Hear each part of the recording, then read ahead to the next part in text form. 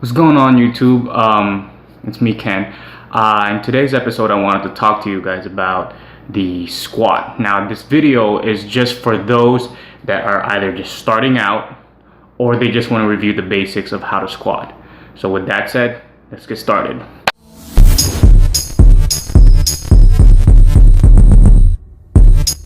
Now, for those of you who don't know, a lot of athletes use the squat to develop their overall legs for multiple reasons. We're talking strength, size, performance, athleticism, explosiveness, and so on and so on. The high bar squat focuses mostly on the quads, a little bit of hamstrings, and your glutes. There's not a lot of lower back movement involved with the high bar squat. You will be able to lift more weights with a low bar squat than a high bar squat, and we'll talk about the differences later on in a different video. But for now, we'll go ahead and do a step-by-step process of how to get set up for a high bar squat. So there's three main key components that you want to focus on when you're trying to do the high bar squat.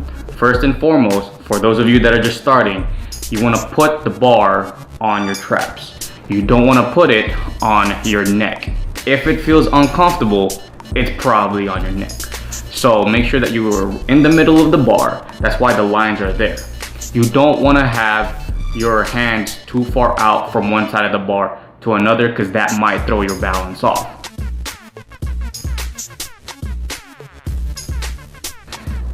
With that said, you also want to have your elbows right underneath the bar and straight up.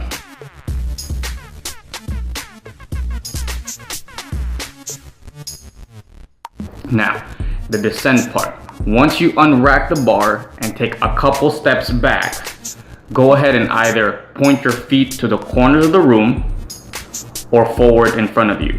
This is a matter of preference. There are different types of squats that people have, and we'll go ahead and cover the differences in a future video as well. But for the sake of argument, you either point your feet towards the corners of the room or in front of you. Now, second, once you descend, you want to open up your hips or open up your knees so that your glutes can drop straight down towards the ground. You either want to be parallel or below parallel, which is what people call ass to grass. Parallel means that the hip crease of your body is in the same line as your knee. Below parallel means that you're able to break that plane and go even below that, or your glutes basically touch your ankles. Now, for when you actually stand up from the squat, what you want to go ahead and do is go straight up and make sure that you lock your knees and your glutes simultaneously.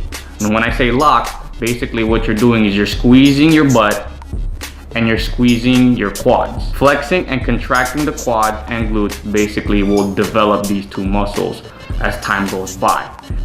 Common problems that people will run into is their heels come off the floor when they try to squat down, or back rounds when they try to go up.